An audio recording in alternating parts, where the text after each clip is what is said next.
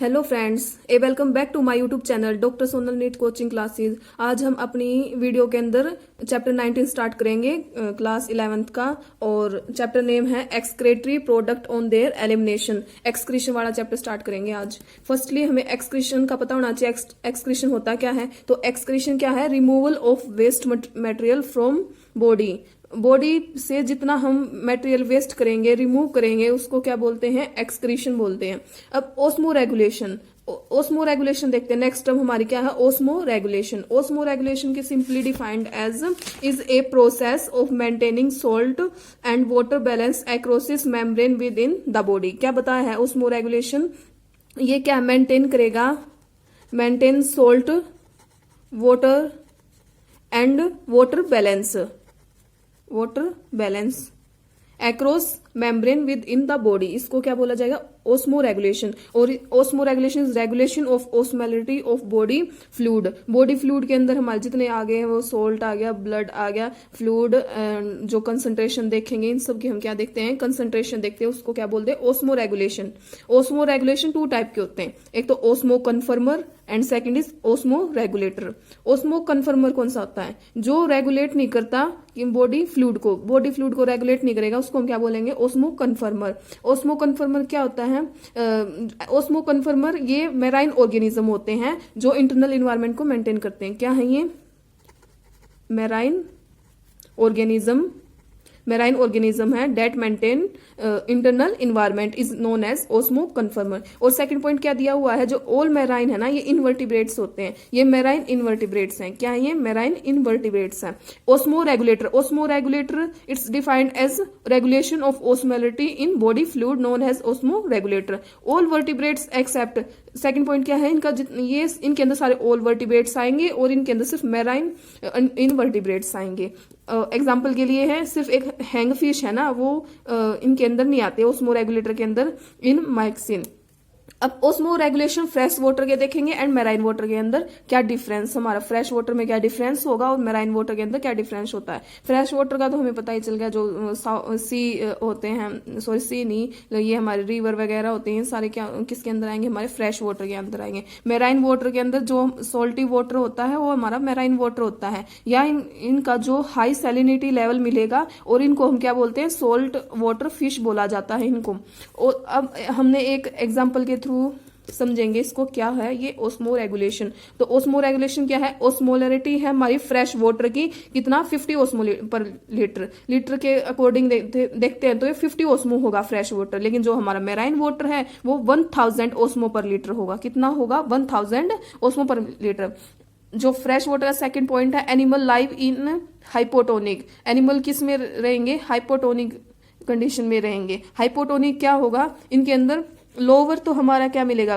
Fluid की concentration मिलेगी, salt की मिलेगी, ऐसे ही ब्लड की मिलेगी। क्या मिलेगी? लोअर कंसंट्रेशन मिलेंगे। हाइपो का हमें कल भी मीनिंग बताया था। हाइपो का मतलब क्या होती है? लोअर कंसंट्रेशन होना। टोनिक मीन्स जो हमारे सब्सटेंस होते हैं, फ्लूइड होते हैं, इनकी क्या मिले? लोअर कंसंट्रेशन मिले। एनिमल जो रहते हैं वहां पर उनकी लोअर कंसंट्रेशन होती है। सेकेंड है हाइपरटोनिक का मतलब हाईएस्ट कंसंट्रेशन या हायर कंसंट्रेशन फ्लूइड की एंड शुगर, ब्लड, सब ऑल सब्सटेंस। थर्ड है पॉइंट गेन ऑफ वाटर, यानी इनमें वाटर क्या होगा? गेन होगा। तो वाटर गेन को क्या बोला जाएगा? इन ओस्मोसिस। और वाटर गेन होगा तो लॉस ऑफ सॉल्ट होगा। इसी तरह से मेराइन वाटर के अंदर अपोजिट हो जाएगा, इसमें वाटर का तो लॉस होगा और इसलिए इसको एक्सो ओस्मोसिस बोला जाएगा। इनको तो क्या बोला जाएगा? इन ओस्मोसिस, इसको एक्सो ओस्मोसिस। और एंट्री हो जाएगा हमारा मोनोवैलेंट साल्ट के अंदर। जो मोनोवैलेंट साल्ट है उनके अंदर एंट्री हो जाएगी क्योंकि इनमें वाटर का लॉस होता है। फोर्थ पॉइंट है फ्रेश वाटर। सॉल्यूशन कैसा होगा ये? डू नॉट ड्रिंक वाटर, ये पीने योग्य पानी नहीं होगा, लेकिन ये ड्रिंक वाटर हो सकता है। और सिक्स पॉइंट है दे एक्सक्रीट डाइल्यूट यूरिन। ये क्या एक्सक्रीट करते हैं? यूरिन एक्सक्रीट करते हैं फ्रेश वाटर वाले। लेकिन ये जो मोनोवोलेंट आयंस एक्सक्रीट करेंगे, इसलिए हम कौन सी सेल के थ्रू? आयनोसाइट सेल के थ्रू। और जो डाइवोलेंट आयंस हैं ये एक्सक्रीट होते हैं स्टूल एंड एक्सक्रीटा। किन के द्वारा, स्टूल एंड एक्सक्रीटा के द्वारा ये एक्सक्रीट होंगे जो डाइवोलेंट होते हैं। और मोनोवोलेंट कहाँ से किसके द्वारा एक्सक्रीट होंगे, आयोनोसाइट सेल के थ्रू। अब हमने इनमें डिफरेंस देख लिया भाई। ओस्मो रेगुलेशन क्या होता है, जो इनवर्टिब्रेट्स है इनके स्ट्रक्चर सिंपल ट्यूबुलर फॉर्म के होंगे, और वेहरेस जो वर्टिब्रेट्स आते हैं उनके स्ट्रक्चर कैसे होते हैं, कॉम्प्लेक्स ट्यूबुलर ऑर्गन होंगे। एग्जाम्पल के लिए जिनको हम किडनी बोला जाता है उनका स्ट्रक्चर कैसा होता है, कॉम्प्लेक्स ट्यूबुलर और स्ट्रक्चर होता है। जो इनवर्टिब्रेट्स का है उनका स्ट्रक्चर सिंपलर ट्यूबुलर की फॉर्म में मिलेगा, लेकिन जो वर्टिब्रेट्स हैं उनका स्ट्रक्चर कैसा मिलेगा, किडनी की टाइप में, यानी कॉम्प्लेक्स ट्यूबुलर स्ट्रक्चर मिलेगा। अब आगे हम देखेंगे इसमें अब क्या कौन सा फाइलम यानी कौन सा एनिमल हमारा, कौन सा क्या उनके ऑर्गन, कौन सा एक्सक्रेटरी ऑर्गन कौन सा है, और क्या वो एक्सक्रीशन करते हैं प्रोडक्ट के द्वारा, ये हम सब चीज देखेंगे। Firstly Porifera. पोरीफेरा क्या होता है, इनका ऑर्गन कौन सा, ये कहाँ से एक्सक्रीट आउट करेंगे, जो इनके बॉडी सरफेस ही होती है एमोनिया। अब ज्यादा से है ना इनका एमोनिया ही एक्सक्रीट करेंगे ये। अब कोलिनट्रेटा, सिलेंट्रेटा इसमें हम पूरी लिस्ट पढ़ेंगे कैसे पोरीफेरा की, सिलेंट्रेटा के बारे में, स्टेनोफेरा के बारे में, प्लेट हेलमाइंटस के बारे में, एस्कालमेथस, एनिलिडा, अर्थापोडा सब के बारे में पढ़ेंगे। उनके कौन से ऑर्गन से वो एक्सक्रीशन करते हैं, क्या वो प्रोडक्ट बनाते हैं या क्या प्रोडक्ट वो एक्सक्रीट करते हैं, ये सब देखेंगे हम इनके अंदर। फाइलम क्या है, पोरीफेरा एक्सक्रेटिव ऑर्गन कहाँ से करेंगे, जीबीएस से, जनरल बॉडी सरफेस से, और प्रोडक्ट क्या होगा उनका, एमोनिया। इसी तरह से सिलेंट्रेटा का भी जनरल बॉडी सरफेस होगा और एमोनिया एक्सक्रीट करेंगे। स्टेनोफोरा के जनरल बॉडी सरफेस होगा NH3, यही एमोनिया एक्सक्रीट आउट करेंगे। अब प्लेट हेलमाइंटस, यानी प्लेट हेलमाइंटस के अंदर कौन सी सेल होंगी ऑर्गन की, फ्लेम सेल होंगी या साइट सेल होंगी। ये यूरिया भी साथ में, और एमोनिया यानी विद एमोनिया और यूरिया एक्सक्रीट आउट करेंगे। अब ये स्केलमेथस वाली, इनके अंदर कौन सी सेल होती है, रिनेट सेल होती हैं, और ये एक्सक्रेटिव प्रोडक्ट क्या होगा इनका, NH3 प्लस यूरिया। इसी तरह से एनिलिडिया के अंदर नेफ्रिडिया होगा हमारा ऑर्गन, कौन सा होगा एक्सक्रेटिव ऑर्गन, नेफ्रिडिया, और एक्सक्रेटिव प्रोडक्ट क्या होगा, यूरिया होगा। इसी तरह से अर्थपोडा होते हैं, उनकी मेल्फिजियन ट्यूब्यूल होगी, एक्सक्रेटिव ऑर्गन, और जो प्रोडक्ट है वो यूरिक एसिड होगा।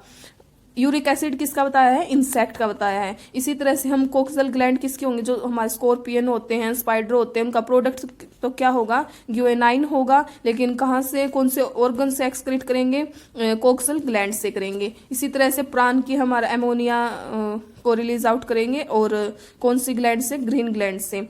मोलुस्का है, मोलुस्का क्या है, कौन से ऑर्गन से करेंगे, organ of Bojanus and Keber's organ, और मिटानेफ्रेडिया से ये इनका ऑर्गन का नाम है। यहाँ से ये क्या एक्सक्रेटिव ऑर्गन है, और जो प्रोडक्ट क्या एक्सक्रीशन करेंगे, NH3 ही करेंगे। अब इकाइनोडर्मिटा को हम वाटर वस्कुलर सिस्टम से, ये एक्सक्रेटिव ऑर्गन है इनका, और प्रोडक्ट क्या होगा, एक्सक्रेटिव प्रोडक्ट NH3 होगा। इसी तरह से हेमिकोडेटा का कौन सी ग्लैंड है, प्रोबोसियस ग्लैंड से, इस ऑर्गन से ये एक्सक्रीट करेंगे, क्या करेंगे, एमोनिया ही करेंगे। यूरोकोर्डेटा न्यूरल ग्लैंड, और एक्सक्रेटिव प्रोडक्ट NH3। इसी तरह से सिफेलोकोर्डेट सोलेनसाइट जो सेल ये ऑर्गन है, और एक्सक्रीट आउट क्या करेंगे, NH3 ही करेंगे। अब फाइलम हमारा एम्फीबिया आ गया। एम्फीबिया के अंदर दो होंगे, 2 टाइप के होंगे, तो प्रोनेफ्रिक, एक मेसोनेफ्रिक एक्सक्रेटरी ऑर्गन होगा। जो प्रोनेफ्रिक है वो तो एक्सक्रेटिव प्रोडक्ट क्या बनाएगा, NH3। एग्जांपल के लिए हमारा टेडपोल होता है। मेसोनेफ्रिक का ऑर्गन है, एक्सक्रेटिव ऑर्गन है, क्या प्रोडक्ट बनाएगा, यूरिया और अडल्ट फ्रॉग। एग्जाम्पल हमारा क्या है, अडल्ट फ्रॉग। इसी तरह से फिश का देखेंगे, फिश का एक्सक्रेटरी ऑर्गन क्या होता है, मेसोनेफ्रिक किडनी होती है, उससे एक्सक्रेटिव ऑर्गन है और जो इसका एक्सक्रेटिव प्रोडक्ट क्या होगा हमारा, यूरिया होगा, कार्टिलेज। इस कार्टिलेज मेसोनेफ्रिक, एक तो यूरिया करेंगे, एक NH3। कार्टिलेज होगा तो यूरिया होगा, बोनी होगा तो NH3 प्रोडक्ट होगा। इसी तरह से रेप्टाइल्स की बात करें, मेटानेफ्रिक, जो हमारा रेप्टाइल्स, वेन्स, एव्स और मैमल्स तीनों क्या है, मेटानेफ्रिक तीनों ही का सेम मिलेगा, यूरिक एसिड मिलेगा, यूरिक एसिड एंड यूरिया। जो मेटानेफ्रिक है मैमल्स हैं वो urea excrete product removed out करते हैं। इसी तरह से किडनी की क्लासिफिकेशन देखें, किडनी कितनी टाइप की होती है, 3 टाइप की। First pronephric, second mesonephric, third metanephric. Pronephric कौन सी होती है, जिसके अंदर नेफ्रोस्टोम प्रेजेंट हो। क्या प्रेजेंट हो, नेफ्रोस्टोम। नेफ्रोस्टोम क्या होता है, एक फनल लाइक स्ट्रक्चर होता है, ये CAG funnel like structure component है, ये जहां पर कहाँ मिलेगा, ये मेटानेफ्रीडियम में मिलेगा। और इसके अंदर जो हमारा बोमेंस कैप्सूल है, लूप ऑफ हेनली है, ये सब क्या मिलेंगे, अब्सेंट। इसमें ये अब्सेंट होंगे, प्रेजेंट सिर्फ क्या होगा, नेफ्रोस्टोम होगा। एग्जाम्पल के लिए टेडपोल, एक पेट्रोमाइजोन, ये एग्जाम्पल है। सेकंड है मेजोनेफ्रिक। मेजोनेफ्रिक के अंदर बोमेंस कैप्सूल प्रेजेंट होगा और लूप ऑफ हेनली अब्सेंट होंगी। एग्जाम्पल के लिए फिश, एम्फीबिया। थर्ड हमारा आ गया मेटानेफ्रिक। मेटानेफ्रिक के अंदर बोमेंस कैप्सूल भी मिलेगा और लूप ऑफ हेनली भी प्रेजेंट होगी। एग्जाम्पल के लिए रेप्टाइल्स, एव्स एंड मैमल्स, तीनों।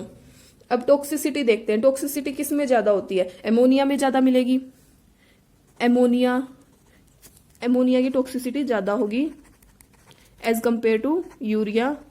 एमोनिया की ज्यादा होगी, फिर यूरिया, फिर यूरिक एसिड। यही टॉक्सिसिटी चलती है हमारी। अब एमोनिया क्या, हाईली टॉक्सिक रिक्वायर्ड, क्योंकि इसमें लार्ज अमाउंट ऑफ वाटर होगा एलिमिनेशन के लिए। इसी तरह से यूरिक एसिड क्या करेगा, कम अमाउंट करेगा वाटर की एलिमिनेशन के लिए। ATP is not required during production and elimination of ammonia. Ammonia की एलिमिनेशन के लिए एटीपी रिक्वायर्ड नहीं होती। आगे अब देखते हैं जो हमारा बर्ड्स हैं, मैमल्स हैं या ह्यूमन है, वो क्या क्या फॉर्म करते हैं। प्यूरिन पिरामिडिन में यूरिक एसिड होगा तो उसमें क्या क्या फॉर्म होंगी, ये सब देखेंगे। अब जो बर्ड्स हैं एक्सक्रीट करेंगे purine and pyrimidine as uric acid. Uric acid उनका क्या होगा, एक्सक्रेटिव प्रोडक्ट होगा। एक्सक्रेटिव यूरिक एसिड में क्या प्रेजेंट होगा, उनका प्यूरिन एंड पिरामिडिन, ये प्रोटीन सब्सटेंस मिलेंगे। सेकंड है मैमल्स। मैमल्स क्या एक्सक्रीट करते हैं, एलेंटोनिन। एलेंटोनिन में जिसमें हमारा प्यूरिन एंड पिरामिडिन के साथ क्या मिलेगा, एलेंटोनिन भी मिलेगा। लेकिन ह्यूमन एक्सक्रीट क्या करते हैं, purine as uric acid, pyrimidine as isobutyric acid. Purine में यूरिक एसिड प्यूरिन का ही होगा, लेकिन जो पिरामिडिन है उसके अंदर आइसोब्यूट्रिक एसिड फॉर्म होगा। अगर हम प्रोटीन रिच डाइट लेंगे तो उसमें मोर यूरिया होगा यूरिन के अंदर, लेकिन यूरिक एसिड कंपोनेंट चेंज नहीं होंगे। यूरिक एसिड का कंपोनेंट वही प्यूरिन रहेगा, लेकिन जो सेकंड है वो चेंज हो सकता है। अगर इफ प्रोलॉन्ग्ड स्टारवेशन हो जाए, यानी लंबे समय से भूखमरी हो या भूखा हो, कोई माल न्यूट्रिशन की प्रॉब्लम हो, तो उसके अंदर मोर कीटोन बॉडी मिलती है यूरिन की फॉर्म में। इसी तरह से हमने मैमल्स का एक्सक्रीट करा, मैमल्स के अंदर क्या मिला, बेंजोइक एसिड, या प्रोलॉन्ग्ड स्टारवेशन के अंदर पहले तो क्या मिल रहा था, प्यूरिन एंड पिरामिडिन के साथ एलेंटोनिन। अब इसके अंदर क्या मिलेगा, बेंजोइक एसिड एंड हिप्यूरिक एसिड। क्या मिलेगा, बेंजोइक एसिड एंड हिप्यूरिक एसिड। इसी तरह से जो बर्ड है, बर्ड के अंदर ऑर्निथेरिक एसिड फॉर्म होंगी। कौन सी फॉर्म होगी, ऑर्निथेरिक एसिड फॉर्म। यूरिक एसिड का फॉर्मूला क्या है, 268 ट्राईऑक्सीप्योरिन। जो हमारा 100 ml ब्लड होता है वो 18 to 38 milligram urea pass out करता है। कितना, 100 मिलीग्राम ब्लड कितना कंटेन करेगा, 18 to 38 मिलीग्राम यूरिया। यूरिया किस फॉर्म में होता है, लीवर ट्रांसपोर्ट। यूरिया कहाँ से फॉर्म होगा, लीवर ट्रांसपोर्ट किसके द्वारा होगा, ब्लड के द्वारा। और एक्सक्रीट कहाँ होगा, किडनी में। ये एक बहुत इंपॉर्टेंट क्वेश्चन है कि भाई मैक्सिमम अमाउंट यूरिया का कहाँ मिलेगा, मिनिमम अमाउंट ऑफ यूरिया कहाँ मिलेगा। अब मैक्सिमम अमाउंट देखते हैं यूरिया का। मैक्सिमम अमाउंट ऑफ यूरिया कहाँ मिलेगा, हिपेटिक वेन के अंदर मिलेगा। कहाँ मिलेगा, हिपेटिक वेन के अंदर। इसी तरह से हम मिनिमम अमाउंट ऑफ यूरिया देखते हैं, वो कहाँ मिलेगा, रिनाल वेन के अंदर। रिनल वेन के अंदर तो मिनिमम कम से कम मिलेगा, ज्यादा मिलेगा हिपेटिक वेन के अंदर।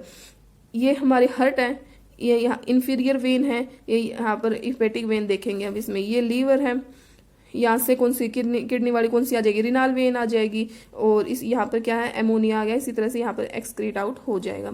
अब नोट पॉइंट क्या है हमारा, जो हिपेटिक पोर्टल वेन है ये एलिमेंट्री कैनाल टू लीवर जाती है। एलिमेंट्री कैनाल से स्टार्ट होकर लीवर तक जाती है, इसलिए इसको हिपेटिक पोर्टल वेन बोला गया है।